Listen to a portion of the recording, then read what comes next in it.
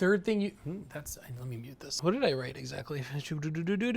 How's it going, guys? Today on Copycat Kitchen, we're gonna be recreating Chipotle's iconic chicken.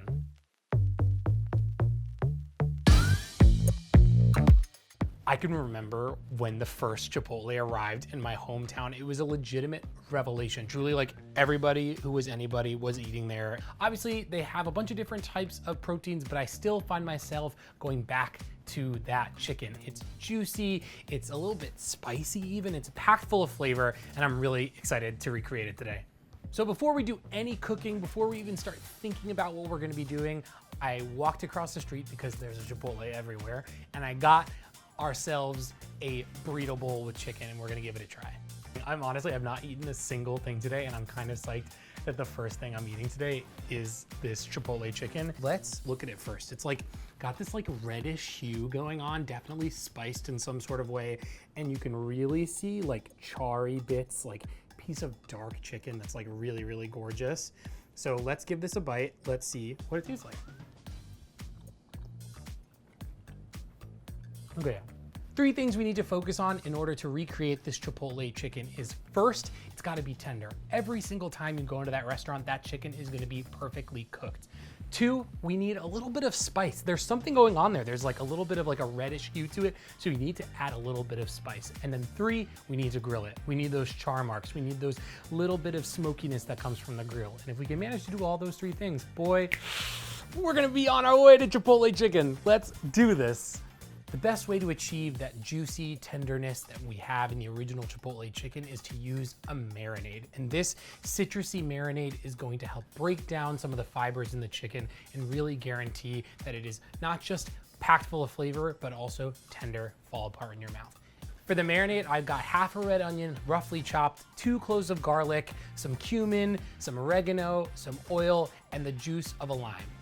Now remember how I talked about that slight kiss of heat that I tasted in the original chicken? Well, we're gonna recreate that with the most suitable ingredient possible, and that is Chipotle's in adobo.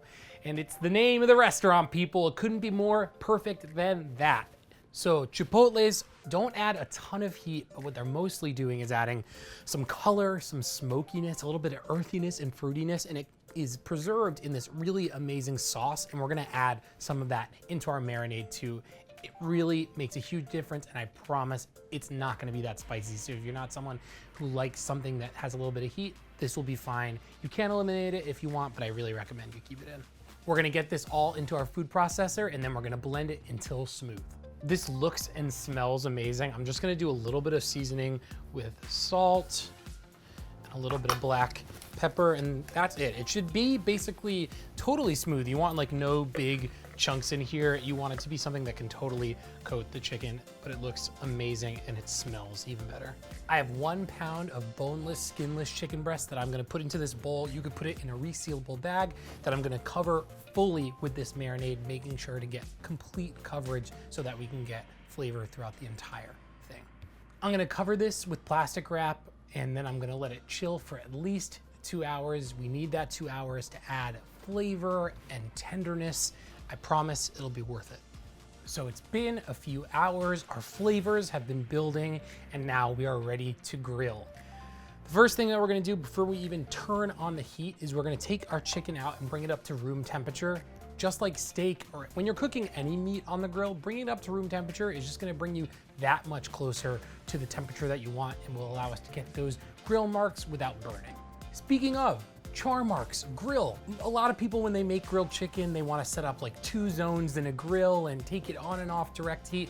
In this situation, we want those deep, beautiful grill marks. We want that char just like they have on the original Chipotle chicken, so we're gonna be going up to high. And unfortunately, in the Delish test kitchen, we're not blessed with an entire grill. So if you have a grill outside, I highly recommend using that. But for now, we're gonna be using a grill pan. Works in a pinch, and it's still gonna provide those char marks that we're looking for. You're gonna wanna preheat your grill to high, or if you have a grill pan, you want it over high heat with a little bit of veggie oil. We're gonna cook it 8 minutes per side until we get those deep grill marks, and an internal thermometer should reach 165. This looks unbelievable. I mean, look at those charred, beautiful bits of chicken. That's really gonna make a difference. It's gonna add a level of smoke, and you can already see just like the juices just sitting beautifully on this. But I know you're gonna wanna dig into it immediately, but we're gonna let it rest for like at least 5 minutes. It's not steak, we don't need to let it sit for 20, 30 minutes, but just letting it rest will allow the juices to redistribute throughout the meat. It's gonna make it taste even better. Once it's rested, I'm gonna slice it up and get it into our own version of a Chipotle burrito bowl. I mean, guys, come on. It looks incredible.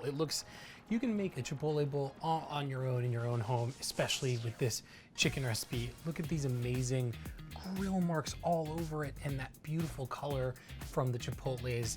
I can't wait a second longer. I need to dig in this second. The marinade really helped make it tender and full of flavor, like those Chipotles, adding a little bit of spice. The char added that smokiness. It's really, really good, guys. And I really hope that you use this recipe to make your own bowls at home. And for this and more copycat recipes, head on over to delish.com.